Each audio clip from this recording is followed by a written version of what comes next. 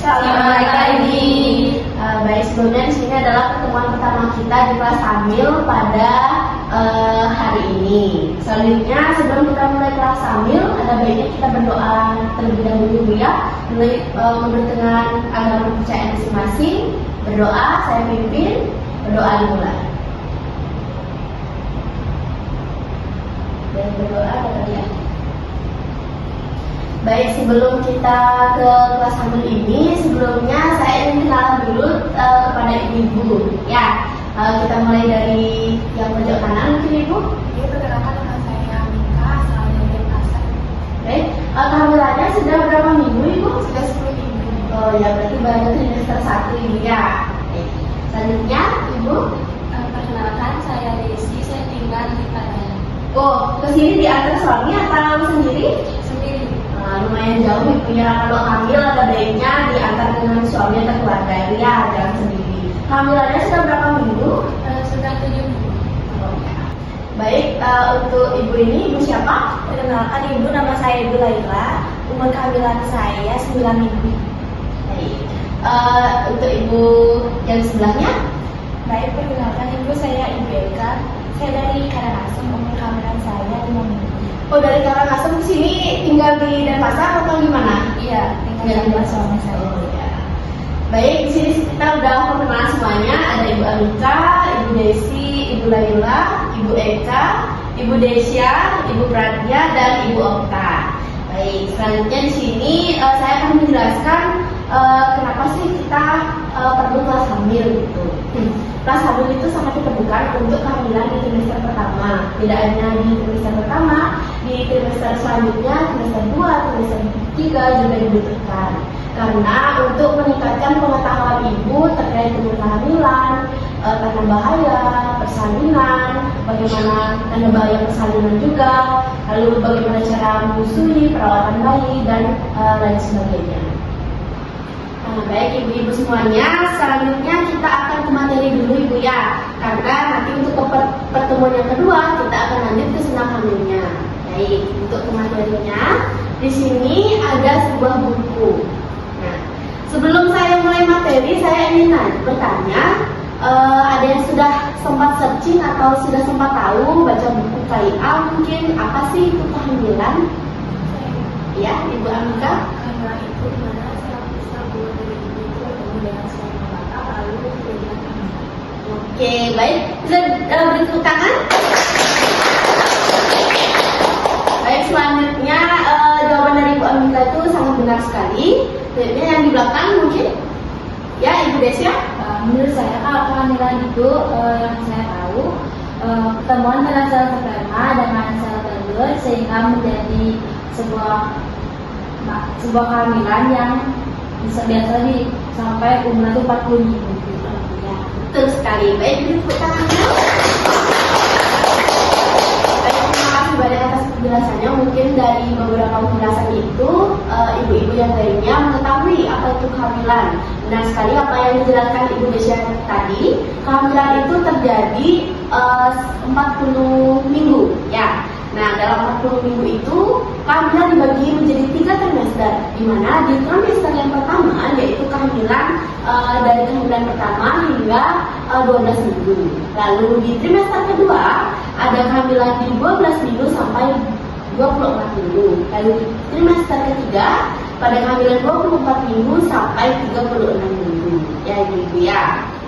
Baik ibu-ibu semuanya, sekiranya di sini saya kira sudah semua mengetahui tentang apa itu kehamilan, terjadinya berapa bulan ya ibu ya. Selanjutnya kita ke materi yang kedua, yaitu tentang tanda-tanda pada kehamilan. Nah, tanda-tanda pada kehamilan sebelumnya ada yang mengetahui? Ya, Ibu Desi silakan. Saya tahunya tanda-tanda kehamilan itu ada mual dan Oh iya, mual muntah, betul sekali. Yang lainnya ada yang mengetahui tanda-tandanya? Ya, Ibu Pradya? yang saya tahu terdapat bercak darah. Ya, bercak darah. Selanjutnya ada yang mengetahui lagi? Mbak Eka? Telat datang bulan. Ya, betul sekali. Ya, selanjutnya ada lagi? Yang saya ketahui sering kencing. Sering kencing, ya bisa juga. Ya, Ibu Okta? bermasalah di sini. Ya, betul sekali. Dari tanda-tanda yang ibu-ibu sebutkan semuanya, dari mual muntah, sering kencing, bercak darah, lalu sering pusing. Ya, dari tanda-tanda sebelumnya itu merupakan tanda-tanda yang sangat signifikan terjadi pada kehamilan trimester pertama. Ya, ibu ya, tentunya itu sangat harus diwaspadai. Misalnya ada mual muntah yang berlebihan di pagi hari itu, kalau memang tidak bisa diatasi di rumah, bisa ibu langsung ke dokter atau ke bidan. Ya, selanjutnya kalau misalnya ada bercak darah, mungkin bisa langsung kontrol ke dokter. Takutnya ada gimana di kehamilannya, gitu ya. Sebelumnya saya ingin tanya pada Ibu Desi, mual muntahnya sebelumnya terjadi pada pagi hari? Ya, pagi hari. Oh, sering Ibu? Masih bisa diatasi. Oh, masih bisa diatasi ya. Ya. Baik Ibu, sebelumnya saya mau bertanya dulu dari Ibu Eka. Sebelum kesini sudah sempat memeriksa dengan dokter atau bidan terdekat?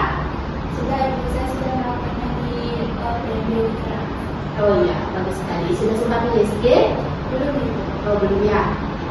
Untuk Ibu Laila sudah sempat periksa sebelum kesini? Di dokter Padang. Oh iya. Sudah sempat di USG? Belum. Baik ibu-ibu di sini sebagian besar sebelum melakukan tes kehamilan, ibu sudah melakukan pemeriksaan ke dokter atau bidan terdekat, ibu ya. Tapi setelah saya tanya, memang beberapa ada yang belum USG. Saya sarankan cepat USG karena agar ibu mengetahui perkembangan janin ibu itu bagaimana. Ya, nanti minimal di kehamilan pertama ini 1 kali USG, ya ibu ya. Baik ibu-ibu semuanya, selanjutnya kita ke materi. Selanjutnya ada perubahan fisik pada kehamilan. Nah, ibu-ibu semuanya nanti jangan sampai kaget atau tidak percaya diri kalau misalnya mengalami suatu perubahan fisik pada saat kehamilan.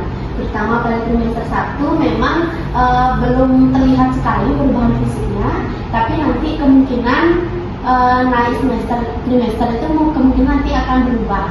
Seperti perubahan pada payudara, di mana payudaranya itu akan sedikit terasa membengkak karena adanya produksi ASI, ya ibu ya. Jadi ada peningkatan berat badan. Nanti di trimester pertama ini ibu akan mengalami peningkatan berat badan 1,5 sampai 2 kg kira-kira ya.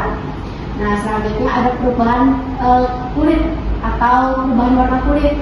Mungkin nanti pada lipatan-lipatan leher atau lipatan ketiak itu mungkin agak mengikat sedikit, terus aura wajahnya mungkin sedikit kusam, ya ibu ya. Jangan sampai nanti tidak percaya diri, karena itu merupakan perubahan fisik pada saat kehamilan, dan itu wajar sekali terjadi pada ibu hamil karena adanya suatu peningkatan pigmen kulit, ya ibu ya. Baik, selanjutnya di sini ada perubahan emosional pada hamil. Perubahan emosional pada kehamilan itu sangat normal terjadi pada ibu hamil, apalagi pada trimester pertama. Biasanya pada saat mual muntah itu, ibu misalnya nggak suka bau suaminya, tiba-tiba nggak suka bau parfum, dan tiba-tiba muntah aja gitu. Tiba-tiba takut, marah, dan sensitif gitu. Nanti mungkin di takut ini, mungkin ibu kurang percaya diri dengan kehamilannya. Mungkin saya ini beneran hamil atau enggak sih? Nah, nanti itu bisa dicek ke dokter ya. Seperti yang saya bilang tadi, segera USG, ya Bu ya. Selanjutnya ada sensitif. Nah, sensitif itu sangat-sangat normal terjadi pada ibu hamil. Apalagi nanti sensitif pada suaminya. Nanti mohon suaminya bilang sabar-sabar dikit ya. Jangan terlalu sensitif juga sama ibunya. Ibu juga jangan terlalu sensitif kepada suaminya agar tidak berantem, ya Bu ya. Baik Bu, selanjutnya ada pemeriksaan kehamilan. Nah, pemeriksaan selama kehamilan ini kita mewajibkan 4 kali pertemuan, ya Bu ya. Nah, sebelumnya tadi kan Ibu sudah sempat memeriksa kehamilan pada trimester pertama ini. Saya ingin bertanya, mungkin kepada Bu Amika, saya ingin bertanya pada pemeriksaan tadi, pemeriksaan apa aja sih yang Ibu diberikan oleh bidan pendekatan tadi? Pemeriksaan itu PMI bisa berat badan, status gizi, ya Bu ya. mungkin saya mau tanya Ibu Eka. Untuk pemeriksaan yang saya dapat itu tinggi badan, berat badan, cek HB dan juga cek bawaan darah. Ya, untuk pemeriksaan tadi aku sudah belajar di literatur pada Indonesia 1, terutama di pengecekan golongan darah dan pengecekan HB, ada juga pengecekan urin. Ya, baik Ibu, pada pemeriksaan kehamilan kemungkinan pada kunjungan pertama Ibu bisa memeriksanya di usia kehamilan 2 sampai 3 bulan. Ya, jadi nanti Ibu akan dicek nanti status TT-nya, lalu golongan darah, HB dan yang lainnya. Mungkin di kunjungan kedua Ibu bisa pada bulan 4 sampai 6 bulan kehamilan itu diperiksa. Ada kunjungan ketiga kehamilan pada 7 sampai 8 bulan dan kehamilan keempat 8 sampai 9 bulan. Jadi ya, ingat rutin selalu periksa ke dokter atau bidan. Jadi ya. Nah, selanjutnya ibu-ibu di sini akan pernah mendapatkan suatu pelayanan kesehatan untuk ibu hamil. Ada diukur tadi berat badannya, tinggi badannya, lalu diukur tinggi kandungannya, diukur tekanan darahnya, diukur tinggi pulus uterina. Nah, diberikan nanti tablet tambah darah. Selanjutnya ada imunisasi tetanus toxoid nanti dan ada untuk konsulin gizi. Ya. Baik, selanjutnya di materi selanjutnya ada menjaga ibu hamil sehat dan janin sehat cerdas. Nah, bagaimana sih cara ibu-ibu semuanya untuk menjaga kesehatan selama hamil ini? Mungkin ada yang ingin berpendapat? Nah, oke, Bu Eka dulu deh. Mungkin dengan memakan makanan yang sehat, Ibu. Ya, makan makanan yang sehat itu Ibu mengetahui apa aja makanan yang sehat itu? Mungkin contohnya seperti sayur-sayuran, buah-buahan. Ya, betul sekali. Oke, selanjutnya Ibu Desi tadi angkat tangan. Selanjutnya istirahat yang cukup seperti 8 jam sehari. Oke, betul sekali. Selanjutnya ada Bu Pratnya tadi angkat tangan juga. Jaga kebersihan. Ya. Nah, menjaga kebersihan itu seperti apa ya? Kira-kira ibu-ibu di rumah tuh menjaga kebersihan saat hamil itu kayak gimana gitu? Nah, ini gosok gigi dan apa lagi? Ya, itu tadi cara-cara menjaga kesehatan dan kebersihan pada saat hamil ya. Nah, di sini ada janin sehat dan cerdas. Cara menjaganya itu stimulasi raba pada janin. Mungkin suaminya bisa minta untuk raba perutnya sekali, terus periksa kehamilan secara teratur ke bidan atau dokter. Kemudian seperti yang sudah dijelaskan sebelumnya. Ya, baik Ibu. Selanjutnya di sini ada hal-hal apa aja yang harus dihindari sih oleh ibu hamil selama hamil itu. Nah, yang pertama ada kerja berat. Di sini ada ibu yang sedang bekerja selama hamil. Oh ya, Bu Amika, kerja apa Ibu? Kalau boleh tahu? Oh, jadi guru SD. Ya. Mungkin nanti pada saat bekerja, hindari bekerja berat dulu ya. Jangan mengangkat hal-hal yang berat, gitu. Jangan terlalu stres ya pada saat mengajar. Lalu selanjutnya di sini ada merokok atau terpapar asap rokok. Di sini ibu-ibu ada suaminya yang merokok mungkin? Ya, Ibu Desya. Suaminya merokok ya? Iya. Sering sekali ya. Nah, kemungkinan itu suaminya bisa sedikit minta sama hamil ini untuk kurangi merokok. Dan ibu juga kalau misalnya suaminya merokok, misalkan menghindar ya Bu ya, jangan di dekat suaminya agar tidak terpapar asap rokok karena itu bahaya Bu ya. Nih, minuman bersoda, beralkohol dan jamu. Selama hamil ini tolong ibu yang punya kebiasaan mungkin ada minum jamu itu mungkin dikurangi atau jangan sama sekali karena itu bahaya ya. Selanjutnya ada tidur terlentang pada saat hamil tua. Nah, saat hamil tua itu bisa biasanya ibu bosan tidurnya itu kanan atau kiri. Nah, dia memilih terlentang. Itu sangat bahaya karena bikin sesak nafas ya. Nanti jika hamil tua dan hamilnya udah sangat besar, tolong nanti ibu bisa tidur dalam posisi miring kiri atau miring kanan ya. Selanjutnya di sini ada minum obat tanpa resep dokter. Ini yang sangat-sangat paling bahaya karena minum obat tanpa resep dokter itu bisa sangat berbahaya pada janin. Kalau misalnya ibu minum obatnya itu sembarangan. Kalau misalnya bukan dokter yang resepkan, jangan minum obat tersebut. Ya. Baik Ibu, selanjutnya di sini ada mitos atau tabu. Nah, mungkin di daerah-daerah pedesaan atau di mana mungkin daerah Ibu masih ada yang percaya dengan mitos atau tabu. Mungkin ada yang bisa berbagi pengalamannya. Ya, Ibu Pratnya. Di desa saya masih percaya kalau ibu hamil itu tidak boleh keluar saat menjelang malam sekitar jam 6 atau jam 7. Apakah berpengaruh pada kehamilan? Baik, untuk ibu hamil yang tidak boleh keluar pada saat malam atau biasa orang Bali sebelumnya saat hamil ya, itu memang menjadi kepercayaan masing-masing aja. Tapi menurut saya ada baiknya pada saat malam itu ibu hamil tetap istirahat di rumah, karena pada saat malam kita tidak tahu bahaya-bahaya yang terjadi di luar itu apa saja nanti ya. Jadi itu menurut kepercayaan ibu masing-masing. Kalau misalnya mau keluar malam, misalnya mau beli makan atau bagaimana, bisa ditemani keluarga atau suami ya. Baik, selanjutnya di sini ada mitos bahwa ibu hamil itu harus mengurangi makan supaya bayi tidak besar. Nah, itu sama sekali tidak benar. Karena makanan dapat membantu bayi itu berkembang, jadi berkembang di dalam perut. Ya, jadi kalau misalnya ibu mengurangi makan, otomatis janin itu tidak bisa berkembang di dalam. Ya, nah kalau mitos ibu hamil harus mengurangi makan itu benar-benar tidak dibenarkan. Karena ibu hamil sangat-sangat perlu gizi. Ya, seperti yang sudah dijelaskan tadi sebelumnya. Jadi ya, tolong jangan percaya mitos atau tabu yang beredar. Kalau misalnya ibu ingin percaya itu, mungkin bisa di-searching dulu atau ditanya-tanyakan dulu kepada orang yang lebih. Ya, selanjutnya di sini ada persiapan menghadapi persalinan. Ibu semuanya sudah punya buku KIA? Sudah. Ya, nanti di pertemuan selanjutnya tolong dibawa buku KIA-nya, Bu ya. Nah, di buku KIA itu terdapat suatu lembaran, di mana lembaran itu seperti stiker ya. Sebelumnya sudah pernah lihat? Sudah pernah ya.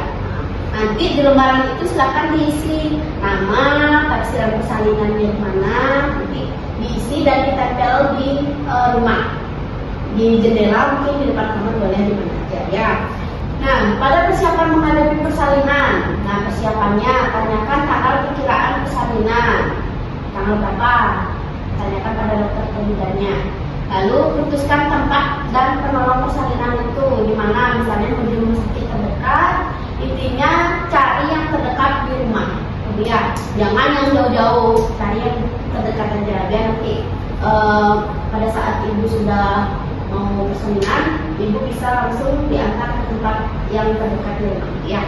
Tentunya siapkan dana cadangan untuk keperluan persalinan, itu hal yang utama, ya.